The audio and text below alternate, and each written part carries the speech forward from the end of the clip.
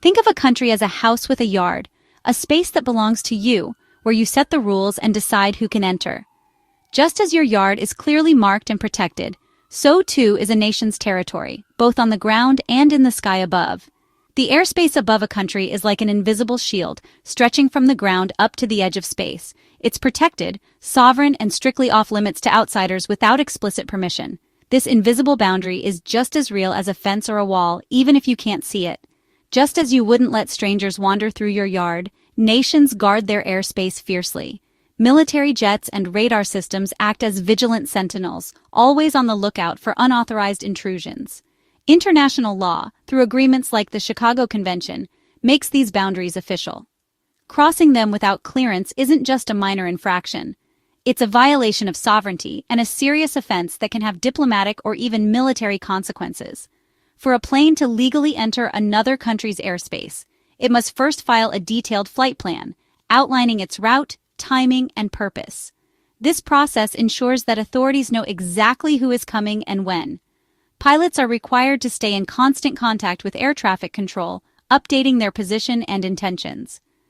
This communication is vital for safety, coordination, and transparency. Every aircraft must also have its transponder switched on. This device broadcasts a unique identification code, allowing controllers to track the plane's location and altitude in real time. The transponder acts like a digital license plate, making sure every plane in the sky is accounted for. This system keeps the skies safe, organized, and helps prevent dangerous misunderstandings. But when a military jet enters another country's airspace unannounced, especially with its transponder off, it's seen as a deliberate and potentially hostile act. Such actions are rarely accidental and often carry a message. In response, the defending nation scrambles fighter jets to intercept the intruder, escorting it out or forcing it to land. These rapid reactions are designed to protect national security and send a clear warning. These procedures form the backbone of both international aviation and national defense, ensuring that the skies remain orderly and secure for everyone, from commercial airliners to military patrols. Airspace violations aren't just technical errors. They're often calculated political messages or tests of a nation's resolve. Each incident can escalate tensions and draw international attention. In tense regions like NATO's eastern flank, every incursion is closely monitored. These incidents can quickly become flashpoints, risking larger conflicts if not managed carefully. Respecting airspace is about more than following rules. It's a matter of national pride, sovereignty, and security. It's a line that, when crossed, can have far-reaching consequences. The stakes in these high-altitude encounters are real and potentially global. In the world of international airspace, every decision, every flight, and every response matters. On September 19, 2025, 3 Russian MiG-31s crossed into Estonian airspace, without warning, transponders off, and radio silence.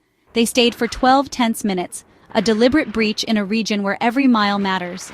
The Gulf of Finland, a strategic corridor, is tightly monitored, with established flight paths to avoid such incidents. The Russian jets ignored these protocols, triggering NATO's air surveillance systems. The Combined Air Operations Center in Germany detected the violation instantly, prompting a rapid response. This was more than a technical infraction. It was a direct challenge to Estonia's sovereignty and NATO's credibility. The message was clear. Russia was testing NATO's defenses and the world was watching. NATO's response was immediate and multinational. Italian F-35s from Amari Air Base scrambled to intercept, joined by Finnish and Swedish aircraft, showcasing the alliance's new strength. The Italian jets confronted the Russian MiGs, using standard signals to challenge and escort them out. Estonian officials reported the Russian jets were forced to retreat, a firm show of resolve. This was a real-world test for Operation Eastern Sentry, NATO's new initiative to reinforce its eastern defenses. The seamless cooperation between Italian, Finnish, and Swedish pilots proved the alliance's readiness. The interception wasn't just about defense, it was a message. NATO's shield is active and united. Collective defense is more than a slogan. It's a reality in the Baltic skies. Estonia's leaders responded with outrage, calling the violation totally unacceptable. The Estonian Foreign Ministry summoned Russia's envoy, demanding answers for the provocation. Prime Minister Krisen Michal emphasized Estonia's resolve, backed by NATO's support. NATO Secretary-General Mark Rutte praised the swift, decisive interception, highlighting Allied unity. Estonia formally invoked Article 4, requesting urgent NATO consultations. The North Atlantic Council prepared to meet, elevating the incident to a top-level political crisis. NATO's message was clear. Any threat to one member is a threat to all. The alliance stood firmly with Estonia, signaling solidarity and deterrence. Moscow flatly denied any wrongdoing, claiming its MiG-31s never entered Estonian airspace.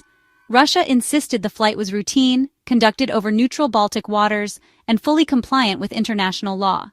This narrative directly contradicted NATO's radar data and Estonia's official statements.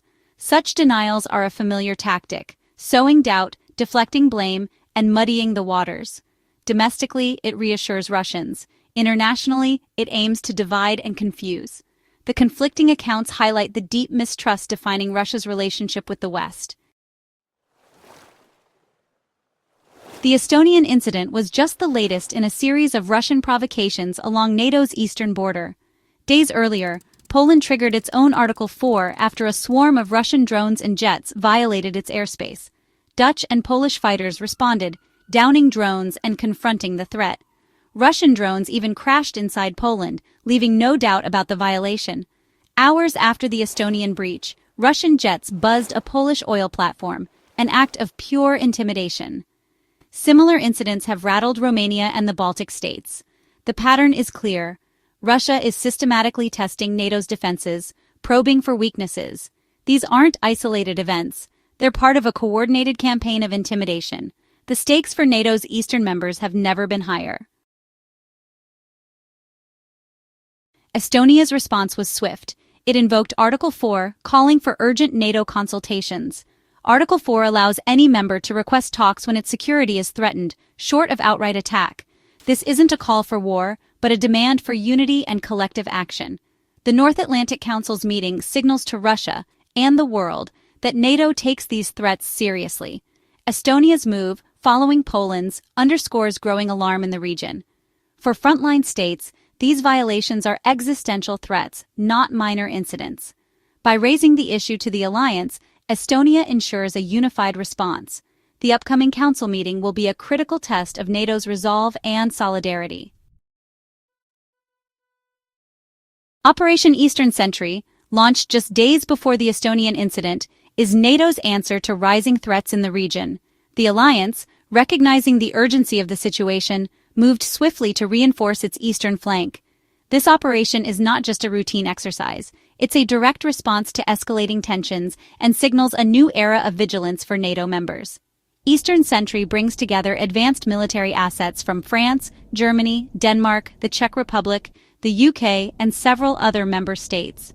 By pooling resources and expertise, NATO has created a robust, layered air defense network that stretches across the alliance's most vulnerable borders. The presence of so many nations working side by side demonstrates a powerful unity of purpose. The operation's first real test came almost immediately, as French and Italian jets scrambled to intercept Russian incursions near NATO airspace. These rapid responses showcase the alliance's readiness and the effectiveness of its integrated command structure. Every second counted, and the pilot's swift action sent a clear message to any would-be aggressors. Behind the scenes, seamless coordination between air traffic controllers, pilots, and command centers proved that the new system works under real-world pressure. The ability to hand off missions between nations without hesitation is a testament to years of joint training and trust. Eastern Sentry marks a strategic shift. NATO is no longer just policing the skies, but actively deterring aggression. The alliance's posture has changed from reactive to proactive, making it clear that any hostile action will be met with immediate and unified resistance. The U.S. role, while less publicized, is crucial. American support underpins the alliance's actions, providing vital intelligence, logistics, and strategic assets that enable NATO to operate at this heightened level of readiness. Russia's repeated provocations are now met with a permanent multinational shield. The presence of Allied jets and personnel sends a powerful deterrent signal, making it clear that NATO stands united in defense of its members. The message is unmistakable. NATO's eastern border is a red line that cannot be crossed without consequence. The alliance's commitment to collective defense has never been more visible or resolute. Any challenge to NATO's security will be met collectively and decisively, reinforcing the alliance's role as the ultimate shield for its members. The recent violation of Estonian airspace is far more than just a local incident. It's a direct challenge to the credibility and resolve of NATO as a whole. This event is a signal, a test to see how the alliance will respond when one of its members is threatened. If NATO's response is perceived as weak or divided, it could embolden adversaries to push boundaries even further, not just in Estonia, but across the alliance's eastern flank. On the other hand, a strong unified reaction sends a clear message that NATO stands by its commitments and will defend its members.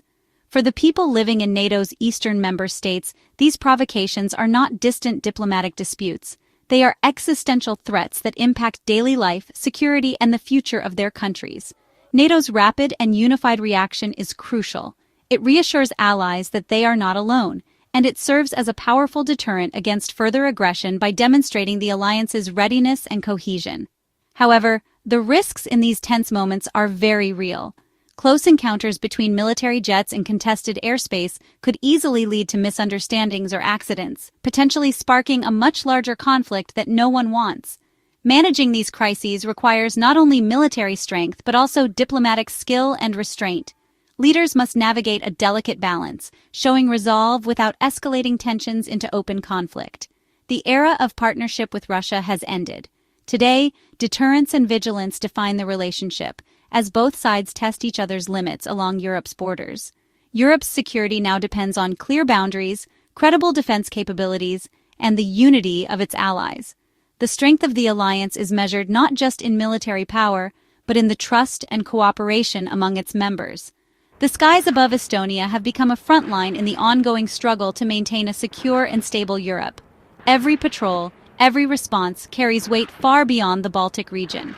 The world is watching closely to see how NATO responds, because the consequences of these actions will ripple far beyond Estonia, shaping the future of global security and the balance of power for years to come.